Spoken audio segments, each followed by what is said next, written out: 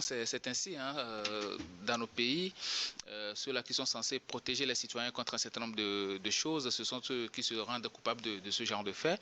Et il faut féliciter hein, l'État burkinabé et la justice burkinabé qui essaie aujourd'hui de mettre certaines personnes en nu par rapport à certaines pratiques qu'ils faisaient et qui font perdre hein, beaucoup de millions au Burkina, alors que nous savons très bien que bon, nous sommes des pays assez fragiles économiquement et donc il faut lutter contre la corruption, faire en sorte que bon, les populations arrivent à avoir accès à certains services sans pour autant débourser des fonds supplémentaires, comme on le dit souvent, déposer une pierre sur le papier. Et aujourd'hui, je pense qu'il faut féliciter la justice burkinabé. C'est une leçon qui est donnée à pratiquement beaucoup de personnes aujourd'hui. C'est vrai, la plupart du temps, on accuse des menus frétins de s'être rendus coupables des faits de corruption, mais les gros poissons même sont là et je pense qu'aujourd'hui, cette situation-là va faire en sorte que beaucoup de personnes vont pouvoir se ressaisir parce que nous savons très bien, si la justice est corrompue et que la douane aussi est corrompue, alors là, c'est